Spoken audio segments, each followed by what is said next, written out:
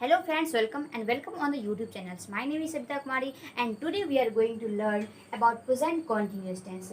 That is the second point of present tense and we have already completed first point, that was simple present tense, and that was simple present tense of present tense first point. Friends, आज की इस video में हम लोग complete करने वाले हैं present continuous tense के बारे में।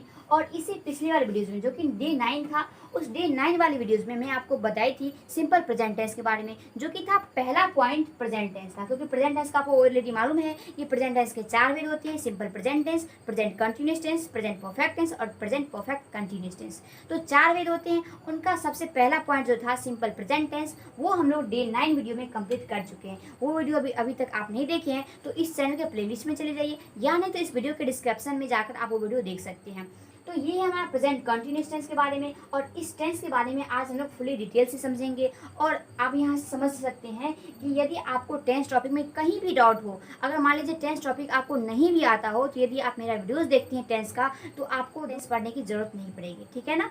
यदि आप एक बार देखते हैं वीडियोस तो दूसरी बार वीडियो देखने की जरूरत ही नहीं है। तो यहाँ पर देख लीजिए कि प्रेजेंट कंटिन्यूस टेंस को हम लोग हिंदी में कहते हैं पूर्ण वर्तमान काल। तो इसका मतलब क्या हुआ कि अगर इस टेंस के अंतर्गत, प्रेजेंट कंटिन्यूस टेंस के अंतर्गत जितने भी प्रकार के सेंटेंसेस आएंगे, वो हमारे उसका पहचान होगा, उसका कुछ रूल्स भी होंगे, और उसको कैसे कन्वर्ट करेंगे अंग्रेजी में, उसके बारे में भी आज की इस वीडियो में जानकारी प्राप्त करेंगे हम लोग। और वैसे आपको पता है कि डेली यूज सेंटेंसेस में हम लोग अधिकतर सेंटेंसेस हम लोग प्रेजेंट कंटिन्यूस टेंस के बारे में ही पढ़ते हैं। मतलब प्रेजेंट कंटिन्यूस टेंस का जो हमारे सेंटेंसेस होते हैं, वही सेंटेंसेस का हम लोग यूज करते हैं अपने डेली यूज में।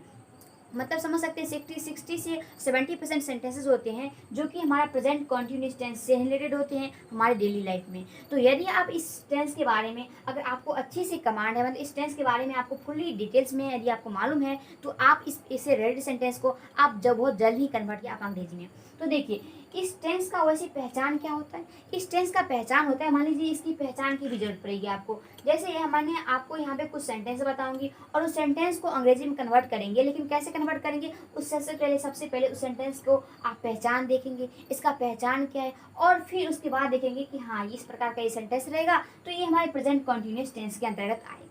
तो लेकिन यदि मान लीजिए मैं आपको यहाँ पे कुछ सेंटेंस लिखती हूँ, और यदि आप मेरा स्पोकन इंग्लिश का डे 1 से लेकर, क्योंकि आप जब इस चैनल के प्लेलिस्ट में जाइएगा, तो प्लेलिस्ट में जाने के बाद आपको मिलेगा स्पोकन इंग्लिश के नाम से एक फोल्डर मिलेगा। जब आप उस फोल्डर पर क्लिक करेंगे तो आपको वहाँ से डे 1, डे 2, डे 3, डे 4 इस प्रकार से आपको वहाँ पे वीडियोज़ मिलेंगे। और जब आप वहाँ से डे 1, डे 2, डे 3 इस प्रकार से आप वो वीडियोज़ अगर सीरियल वाइज देखते हैं, तो आपको समझ लीजिए कि जब आप स्पोकन इंग्लिश से, तो आपको वहाँ से बेसिक ऑलरेडी वहाँ से कंप्लीट हो जाएगा। जब आप सीरियल वाइज देखेंगे, तो अगर आप डे 1 देख लिए, फिर डे 2 नहीं देखे, फिर डे 3 देख लिए, तो फिर आपको बीच का जो हमारा बेसिक रहेगा वो कंप्लीट नहीं हो पाएगा, तो जिससे आपको सेंटेंस को कन्वर्ट करने में डिफिकल्टी होगी। तो इसीलिए आपको वहाँ से day 1, day 2, day 3 serial wise से वहाँ पे देखना है। तो हम लोग आज का फाइनली आ चुके हैं डे 10 पे, और डे 10 में हम लोग पढ़ने वाले हैं प्रेजेंट कंटिन्यूस टेंस के बारे में। तो प्रेजेंट कंटिन्यूस टेंस के बारे में समझने से पहले मैं यहाँ पे कुछ सेंटेंस लिखती हूँ, और कुछ सेंटेंस लिखने के बाद आपको वहाँ से सिलेक्ट करना है कि ये जो सेंटेंस है हमारा किस टॉपिक से रिलेटेड है। मान लीजिए मैं यहाँ पे सेंटेंस लिखती हूँ कि मैं राम हूँ, मैं राम हूँ। मैंने यहाँ पर एक सेंटेंस लिखी, मैं राम हूँ। दूसरा सेंटेंस लिखती हूँ, मैं, सेंटेंस सब्जेक्ट एक ही है हमारा, मैं खाती हूँ, या फिर मैं मान लीजिए मैं खाता हूँ। और तीसरा सेंटेंस है, मैं खा रहा हूँ, मैं खा रहा हूँ, ठीक है। और हमारा फोर्थ सेंटेंस है, मैं, यहाँ पे मैं खाती, या फिर मैं मान लीजिए मैं खाया था, मैं खाया था। और मुझे खाना था, यहाँ पर देख लीजिए मुझे खाना था।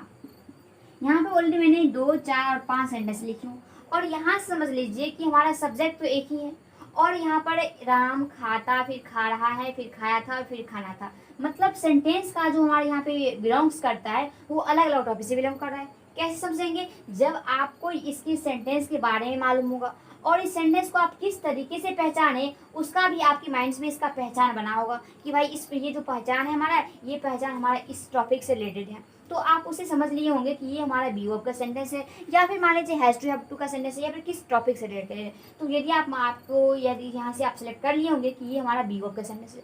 कैसे पहचान पाए, क्योंकि इसका कुछ पहचान बना हुआ है, और उस पहचान से आपने समझ लिया कि ये हमारा बी वर्ब का सेंटेंस है। उसका सेकंड सेंटेंस है, मैं खाता हूँ। और ये किस टॉपिक सेंटेंसेस है, जो कि मैंने आपको D9 में बताई थी, सिंपल प्रेजेंट टेंस के बारे में। तो उसमें क्या बताई थी कि जो हमारा पहचान था ता ते ती और है हूँ। देख लीजिए वहाँ पे ता ते ती में से ता आया और है हूँ में से हूँ आया यहाँ पे। तो ये सेंटेंस हमारा किसका आया, सिंपल प्रेजेंट टेंस का आ गया। और मैं खा रहा हूँ, वैसे तो आपको ये नहीं बताई थी अभी तक, लेकिन आपको यदि पता है तो ठीक है, और नहीं पता है तो आज की इस वीडियो में आप समझ लेंगे इस सेंटेंस, ऐसे इस प्रकार के सेंटेंस के बारे में। और मैं खाया था और मुझे खाना था, मुझे खाना था, वैसे आपको सेंटेंस के बारे में मालूम होगा मुझे खाना था, क्योंकि मैंने आपको ऑलरेडी D5 या D6 में आपको बताई थी वहाँ पे हैज टू और हैव टू का सेंटेंस है। तो ये हमारा हैज टू और हैव टू का सेंटेंस ये बिलोंग करता है, ये हमारा इस प्रकार का सेंटेंस है। तो यहाँ पे आपने सेंटेंस को आपने सिलेक्ट कर लिया, तो किस प्रकार से किया, पहचान की बेसिस किया। उसी प्रकार से हमारे यहाँ पे प्रेजेंट कॉन्टिन्यूअस टेंस का भी पहचान होता है, और उस पहचान से आप समझ पाएंगे कि भाई प्रेजेंट कॉन्टिन्यूअस टेंस का सेंटेंस किस प्रकार का होता है। अब मान लीजिए मैं इसको यहाँ से रिमूव कर देती हूँ, ठीक है ना, और यहाँ पे हम लोग पहचान पहले लिखते हैं, ठीक है। तो देखिए मैंने यहाँ पे क्या करती हूँ, पहचान लिखती हूँ। देखिए मैं यहाँ पे लिखती हूँ पहचान, किसका पहचान रहेगा, इस टेंस का। प्रेजेंट कॉन्टिन्यूअस टेंस को हम लोग हिंदी में क्या कहते हैं, पूर्ण वर्तमान काल। तो इस टेंस का पहचान क्या होगा, कि जिस पहचान की दृष्टि से आप समझ पाएंगे कि हमारा ये सेंटेंस, इस सेंटेंस का पहचान ये है, और ये सेंटेंस हमारे प्रेजेंट कॉन्टिन्यूअस टेंस से बिलोंग करता है। तो कैसे समझेंगे, यहाँ पे मैं पहचान लिख रही हूँ, और आपको इस वीडियो को शुरू से लेकर लास्ट तक देखना है, अगर ठीक है ना। तो यहाँ पर देख लीजिए इसका पहचान क्या होता है। देखिए इसका पहचान होता है कि जिस हिंदी वाक्य के अंत में रहा, रहे और रहे और रही आए सेंटेंस के लास्ट में, सेंटेंस के जो हमारे हिंदी सेंटेंस देंगे उस हिंदी सेंटेंस के लास्ट में अगर रहा, रहे और रही, और यहाँ मान लीजिए कि हैं, हों, और यहाँ पे हैं, हों और हूँ रहेगा अगर सेंटेंस के लास्ट में, तो आप वहाँ से समझ जाइए कि ये सेंटेंस हमारा प्रेजेंट कॉन्टिन्यूअस टेंस का है। कैसे, मैं यहाँ पर कुछ सेंटेंस लिखूंगी बाद में, तो आपको समझ में आ जाएगा वहाँ से। तो रहा, रहे, रही, जिस हिंदी वाक्य के अंत में अगर रहा, रहे और रही और है हूँ लगा हुआ है, तो वो सेंटेंस हमारा प्रेजेंट कॉन्टिन्यूअस टेंस से बिलोंग करेगा, ठीक है ना। तो देखिए अब इसका कुछ रूल भी रहेंगे उस प्रकार के सेंटेंस को। जैसे मान लीजिए मैं खेल रहा हूँ, या फिर मैं मान लीजिए कि मैं पढ़ रही हूँ, मैं किताब पढ़ रही हूँ, मैं साइकिल चला रही हूँ। तो इस प्रकार के सेंटेंस में आप देखते हैं यहाँ पे सेंटेंस के लास्ट में रहा हूँ, रहे हूँ, मतलब ये हमारा रहा, रहे, रही और है हूँ में से सेंटेंस के लास्ट में आ रहा है, तो वो सेंटेंस हमारे प्रेजेंट कॉन्टिन्यूअस टेंस के आती हैं। और मैंने जो यहाँ पे एग्जाम्पल बोली हूँ, उस एग्जाम्पल से आप समझ सकते हैं कि यहाँ पर इस प्रकार का एग्जाम्पल हमारे डेली यूज में कितने प्रकार के, मतलब कितने सेंटेंसेस आते हैं। और यदि आप इसके बारे में, यदि हमने प्रेजेंट कॉन्टिन्यूअस टेंस के बारे में आपको मालूम है, तो सेंटेंस को आप अंग्रेजी में बोल लेंगे। तो देखिए इसके लिए कुछ रूल्स भी होते हैं, उस सेंटेंस को अंग्रेजी में कन्वर्ट करना है तो उसके लिए हम तो रूल्स की आवश्यकता होगी। तो मैं यहाँ पे लिखती हूँ रूल, ठीक है, यहाँ पे रूल बोले या फिर बोले तो स्ट्रक्चर्स आप बोल सकते हैं, ठीक है ना, स्ट्रक्चर्स। तो यहाँ पर देखिए इसका पहला रूल क्या हमारा, कि पहले रहेगा सब्जेक्ट प्लस में, वैसे तो मैं आपको Day1 या फिर Day9 वीडियो में, सॉरी Day1 या फिर Day2 वीडियो में मैं आपको बताई थी सब्जेक्ट किसे कहते हैं, वर्ब किसे कहते हैं, हेल्पिंग किसे कहते हैं, ऑब्जेक्ट किसे कहते हैं। मैं आपको Day1 से या फिर Day2 वीडियो में मैं आपको सीरियल से बताती जा रही हूँ। और यदि आप शुरू से वीडियोस देख रहे हैं तो आपको कहीं भी डाउट नहीं आने वाली है, रूल्स हो या फिर सेंटेंसेस हो या फिर सेंटेंस को अंग्रेजी में कन्वर्ट करना हो। तो इसीलिए आप शुरू से वीडियोस देखिए, और जब आप शुरू से वीडियोस देखते चले जाएंगे तो आपको कोई भी सेंटेंस हो उस सेंटेंस को आप जल्द से अंग्रेजी में कन्वर्ट कर लेंगे। तो यहाँ से देख लीजिए, पहले आएगा सब्जेक्ट, प्लस में आएंगे इज, आर, और फिर आएगा एम, प्लस में आएगा बी का फोर्थ फॉर्म, मतलब बी का बी, और वर्ब में आईएनजी लगा देना, उसका मतलब हुआ वर्ब का फोर्थ फॉर्म, और प्लस में आ जाएगा ऑब्जेक्ट, ठीक है। और इसका दूसरा क्या होगा, दूसरा हमारा सेंटेंस रूल्स, तो सब्जेक्ट प्लस में इज और फिर आर, फिर आएगा एम और प्लस में नोट, और प्लस में लगाना है बी का फोर्थ फॉर्म, प्लस में ऑब्जेक्ट, ठीक है ना। और फिर देखिए इसका थर्ड में भी आपको क्या लिखना है, थर्ड में भी is are am, is are am, plus में सब्जेक्ट प्लस का वर्ब का फोर्थ फॉर्म, मतलब वर्ब में आईएनजी लगा देना है और प्लस में ऑब्जेक्ट, ठीक है। और इसका देखिए फोर्थ फॉर्म, फोर्थ फॉर्म क्या होता है, इज आर एम और प्लस में सब्जेक्ट प्लस नोट और प्लस में वर्ब का फोर्थ फॉर्म अर्थात वर्ब का में आईएनजी और प्लस में ऑब्जेक्ट लगा दें, ठीक है। तो यहाँ से आप देख लीजिए मैंने आपको 4 स्टेप्स बता दी हूँ ऑलरेडी, और इस पर आप लोग सेंटेंस को रिवाइज करेंगे। कैसे, देख लीजिए यहाँ पे तो यहाँ पे इसका मतलब क्या हुआ, ये हमारा आफर्मेटिव का है। ये किस प्रकार का सेंटेंस है हमारा, ये आफर्मेटिव का है, और ये हमारा निगेटिव का है, ठीक है, और ये हमारा है इंट्रोगेटिव का, और ये है हमारा इंट्रोगेटिव नेगेटिव का, ठीक है। ये इंट्रोगेटिव नेगेटिव का सेंटेंस हुआ, इस तरह से हुआ, और ये हमारा इंट्रोगेटिव का रूल्स हुआ, और ये नेगेटिव का, और ये हमारा आफर्मेटिव। तो वैसे मैं आपको बता दी हूँ कि आफर्मेटिव में किस प्रकार के सेंटेंस आते हैं, नेगेटिव में किस प्रकार के सेंटेंस आते हैं, और इंट्रोगेटिव में किस प्रकार का सेंटेंस आता है, और इंट्रोगेटिव नेगेटिव में किस प्रकार के सेंटेंस आते हैं। और यहाँ पे समझ लीजिए मैंने आपको लिखी फर्स्ट पॉइंट में, तो फर्स्ट मैंने क्या लिखा, अफर्मेटिव सेंटेंस। मान लीजिए कोई भी एक प्रकार का सेंटेंस ले लेते हैं जिस सेंटेंस के लास्ट में रहा, रही, रही और है, हूँ आना चाहिए। मान लीजिए वो सेंटेंस हमारा मैं पढ़ रही हूँ, मान लीजिए मैंने लिखी मैं पढ़ रही हूँ, और मैं या फिर मान लीजिए मैं खेल रही हूँ, कोई भी सेंटेंस ले लीजिए ना, वर्ब को चेंज कर दीजिए, मैं खेल रही हूँ, ठीक है, मैं खेल रही हूँ। ये एक प्रकार का अफर्मेटिव सेंटेंस हुआ। और जैसे कि इसको किसके रूल से बनाना है, हमारी जो फर्स्ट पॉइंट है तो इसके रूल बनाना है। तो पहले सब्जेक्ट आया, और इसमें से हमारा सब्जेक्ट कौन है वो भी मैं आपको ऑलरेडी बता चुकी हूँ। तो यहाँ पे मैं आपको, ये जो मैं है ये हमारा सब्जेक्ट है, और कौन से सब्जेक्ट है वो भी आपको पता होगा, ये हमारा क्या है, प्लूरल सब्जेक्ट है। और देखिए यहाँ पर जो मैंने आपको लिखी हूँ इज, आर, एम, इसमें से आपको शुरू में ही पता होगा, जब आप बी वर्ब पढ़ रहे होंगे तो बी वर्ब में ही आपको पता होगा कि इज का यूज कहाँ करते हैं, और आर का यूज कहाँ करते हैं, और एम का यूज कहाँ करते हैं। और उसी प्रकार से इसमें भी, इसमें भी, इसमें भी। तो जैसे देखिए इसका यूज कहाँ करते हैं, सिंगुलर सब्जेक्ट के साथ हम लोग इसका यूज करते हैं, और एम का यूज ओनली फॉर आई के साथ करते हैं, और आर का यूज हम लोग प्लूरल सब्जेक्ट के साथ करते हैं। तो देखिए यहाँ पे तो आपको सब्जेक्ट, यहाँ पे जो हेल्पिंग वर्ब्स है, हेल्पिंग वर्ब्स के बारे में आपको समझ में आ गया है। तो देखिए मैं खेल रही हूँ, तो यहाँ पे इसको अंग्रेजी में कैसे कन्वर्ट करेंगे, मैं, जिसका हुआ आई। तो फिर यहाँ पर देखिए सब्जेक्ट मैं हुआ, तो यहाँ पे लिखेंगे सब्जेक्ट प्लस में इज, आर, एम। तो तीनों में से इज, आर, एम, इस तीन में से कोई आपका ए को यूज करना है। जैसे अगर आपने इज का यूज कर दिया तो आर, एम का नहीं, अगर आपने आर का यूज कर दिया तो एम और इज का नहीं, और यदि आप एम का यूज किए तो इज, आर का नहीं करना है, ठीक है ना। तो ये आपको समझ में आता ही होगा। तो यहाँ पे मैंने लिखी आई, और आई मतलब आपको पता है कि आई के साथ ओनली फॉर हम लोग एम का यूज करते हैं, तो यहाँ पे लिखेंगे आई एम। और यहाँ पे देखिए अफर्मेटिव चूंकि सेंटेंसेस है तो वर्ब का फोर्थ फॉर्म लगाएंगे, तो I am playing, I am playing. तो यहाँ पर आपने देख लीजिए मैंने हिंदी सेंटेंस से कैसे अंग्रेजी में कन्वर्ट कर दी रूल्स की सहायता से, और रूल्स के साथ साथ हमारा जो पहचान था उस पहचान से हमने समझ ली कि ये सेंटेंस हमारा प्रेजेंट कॉन्टिन्यूअस टेंस के अंतर्गत आता है, और फिर उस सेंटेंस को मैंने इसको कन्वर्ट कर लिया अंग्रेजी में, ठीक है। तो ये तो चूंकि हमारा अफर्मेटिव सेंटेंस था, अब निगेटिव के बनाते हैं। तो यहाँ पर लिख लीजिए नेगेटिव के लिए हमारा सेंटेंस। तो नेगेटिव मान लीजिए जिसे सेंटेंस लिखते हैं नेगेटिव में, मैं नहीं खेल रही हूँ, मैं नहीं खेल रही और मैं नहीं खेल रही हूँ। अब देखिए मैं नहीं खेल रही हूँ अंग्रेजी में कैसे बनाएंगे आप, तो सब्जेक्ट पहले लगाएंगे, तो सब्जेक्ट क्या हमारे यहाँ पे मैं, तो मैं को क्या लिखेंगे आई, और फिर इज, आर, एम से आपको क्या लगाना है, एम लगाना है। I am note playing, I am note playing. देखिए मैंने पहले लिखी सब्जेक्ट प्लस में इज, आर और एम में से हमने लिखा दी एम, और फिर नोट में से नोट, और वर्ब का फोर्थ फॉर्म तो मैंने प्ले था और प्ले में आई लगा दी तो प्लेइंग हो गया, और प्लस में ऑब्जेक्ट है ही नहीं तो मैंने ऑब्जेक्ट नहीं डाली, ठीक है ना। तो हमारी नेगेटिव। और फिर इंट्रोगेटिव के लिए, तो इंट्रोगेटिव मतलब क्या हुआ, क्वेश्चन वाला सेंटेंसेस। मान लीजिए मैंने आपको यहाँ पे लिखी थर्ड सेंटेंसेस, क्या मैं खेल रही हूँ, क्या मैं खेल रही हूँ, क्या मैं खेल रही हूँ, क्या मैं खेल रही हूँ। तो यहाँ पर लिख लीजिए क्या मैं खेल रही हूँ के लिए आप क्या बनाएंगे, तो सबसे पहले आपको बनाना है इज, आर, एम में से किसी एक को सिलेक्ट करना है। तो मैंने आपको यहाँ पर क्या है, हमारा सब्जेक्ट प्लूरल सब्जेक्ट हमारा क्या है, मैं हूँ, तो मैं किसका यूज करते हैं, एम का यूज करते हैं, तो पहले लिखना है एम, ठीक है, तो एम, और फिर लिखना है आई, तो am I playing, am I playing, ठीक है, एम आई प्लेइंग मतलब क्या मैं खेल रही हूँ। और फोर्थ बनाने के लिए आप यहाँ पे लिखेंगे इंट्रोगेटिव नेगेटिव, तो क्या मैं नहीं खेल रही हूँ, क्या बनाएंगे आप, क्या मैं नहीं खेल रही हूँ। तो यहाँ बनाएंगे क्या मैं नहीं खेल रही हूँ,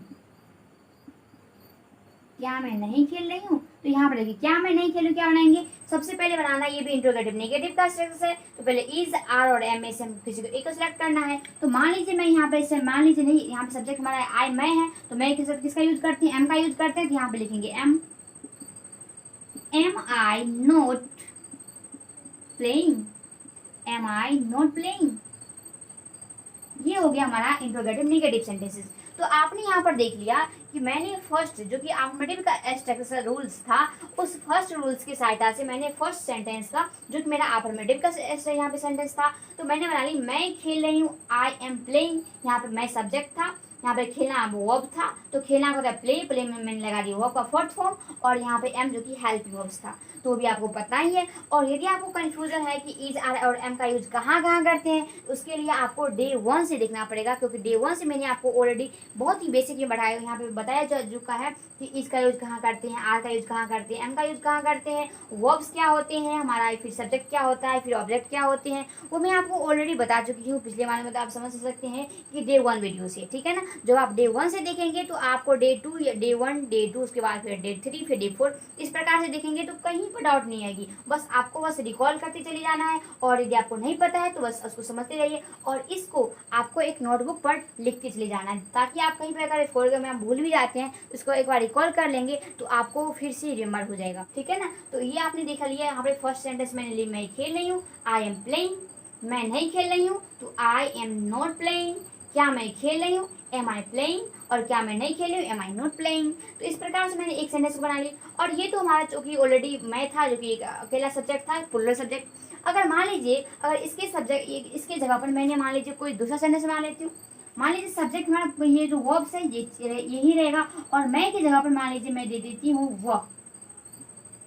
वह खेल रही, तो यहाँ पर क्या हो जाएगा, वह का सी होता है, क्योंकि आपको ऑलरेडी पता है कि वह का क्या होता है, सी होता है। तो यहाँ पर मैं लिखूंगी सी, ठीक है, और यहाँ पर लिखूंगी इज, सी इज प्लेइंग, ठीक है, सी इज प्लेइंग। क्यों हमने इज क्या चेंज हुआ, क्योंकि सब्जेक्ट जैसे ही चेंज हुआ तो हमारा वर्ब जो हेल्पिंग वर्ब्स होते हैं वो चेंज तो होगा ही होगा, क्योंकि पहले था मैं, पहले क्या था, मैं था, पहले सेंटेंस मेरा मैं था, और मैं का हेल्पिंग वर्ब्स क्या होते हैं, एम होता है, ठीक है ना। मैं आपको यहाँ पे रफ के लिए बता रही हूँ। तो यहाँ पे एम होता था, तो मैंने यहाँ पे एम लिखी थी, आई एम प्लेइंग। लेकिन जैसे ही हमारा सब्जेक्ट चेंज हुआ, उसी प्रकार से आपको बताना है कि अगर हमारा वर्ब्स ठीक है, वर्ब अगर मान लीजिए सेम एज इट इज है, और अगर सब्जेक्ट चेंज होगा तो सब्जेक्ट के अकॉर्डिंग से हमको वर्ब भी चेंज करना पड़ता है। अगर मान लीजिए यहाँ पर अगर वह था, वह आया यहाँ पे, तो सी, क्योंकि वह खेल रही, तो यहाँ पे ऑलरेडी यहाँ पे किसका बोध हो रहा है, यहाँ पे स्त्रीलिंग का, तो यहाँ मैंने लिख दी सी इज प्लेइंग। क्या लिख दी, सी इज प्लेइंग। और अगर यहाँ पे अगर वह नहीं खेल रही, अगर मान लीजिए मैं की जगह पर मैं लिख देती हूँ वह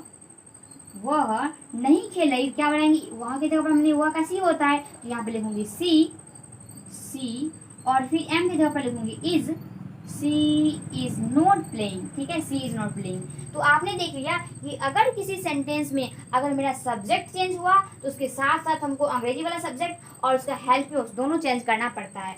अगर मान लीजिए मैं यहाँ पे लिखती हूँ क्या वह खेल रही हूँ, क्या वह खेल रही है, तो यहाँ बनाएंगे इज सी प्लेइंग। और क्या वह नहीं खेल रही है, तो मैंने यहाँ पे बना दी क्या वह नहीं खेल रही है, मैंने बनाई इज सी नॉट प्लेइंग। तो यहाँ पर आपने देख लिया कि जैसे ही मैंने सब्जेक्ट को चेंज की तो उसके साथ साथ हमारा हेल्पिंग वर्ब्स हमारा तीनों में चेंज था, तीनों में चेंज हुआ। और आपने यहाँ पे देखा कि मैंने इस रूल्स की सहायता से मैंने इसको चेंज कर लिया। इसीलिए आपको ये रूल्स याद रहना चाहिए। जब आपको ये रूल्स याद रहेगा तो आप ये जो हमारा प्रेजेंट कॉन्टिन्यूअस टेंस के अंतर्गत तो जितनी प्रकार के सेंटेंसेस आएंगे आप उसको कन्वर्ट कर लेंगे, ठीक है ना। तो मैं आपको इसको यहाँ पे रिमूव कर देती हूँ, और यहाँ से आप समझ लीजिए कि इसका आप एक स्क्रीनशॉट ले लीजिए, या नहीं तो आप इसको नोटबुक पर डाउन कर सकते हैं और फिर आप बाद में इसको रिकॉल भी कर सकते हैं। तो आई होप फ्रेंड्स आप यहाँ इसको यहाँ पे लिख लिए होंगे, नोट डाउन कर लिए होंगे। तो अब हम लोग क्या करते हैं, इस प्रकार के सेंटेंस को प्रैक्टिस करते हैं। अब मान लीजिए मैंने यहाँ बोली कि वह पढ़ रही है, क्या मैंने बोली कि वह पढ़ रही, तो उसको कैसे कन्वर्ट करेंगे, बस इसी रूल पर बेस्ड सेंटेंसेस है उसको आपको कन्वर्ट करना है। मान लीजिए मैंने बोली कि वह पढ़ रही, तो क्या बोलेंगे, वह पढ़ रही, चूंकि वह क्या हमारे यहाँ पे स्त्रीलिंग का बोध करा रहा है, तो she is studying, she is not studying, is she studying और इज सी नॉट स्टडिंग। तो मैंने क्यों कन्वर्ट कर पाई, क्योंकि मेरा जो सब्जेक्ट यहाँ स्ट्रक्चर था, रूल्स था, वो मुझे याद है। तो मैंने उस रूल्स के बेस पर मैंने किसी भी प्रकार के सेंटेंस, मान लीजिए अगर प्रेजेंट कॉन्टिन्यूअस टेंस का अगर किसी भी प्रकार के सेंटेंस रहेंगे लेकिन अंतर्गत होना चाहिए प्रेजेंट कॉन्टिन्यूअस टेंस का, तो हम लोग बना लेंगे सेंटेंस को। सेंटेंस के बस ये याद रहना चाहिए कि सेंटेंस के लास्ट में हमारा रहा, रही और है हूँ में से किसी न किसी, मतलब किसी न किसी, बल्कि नहीं, रहा, रही और है हूँ आना चाहिए सेंटेंस के लास्ट में। तो उस सेंटेंस को हम लोग इसी रूल्स पर बेस करेंगे, सेंटेंस को बनाएंगे।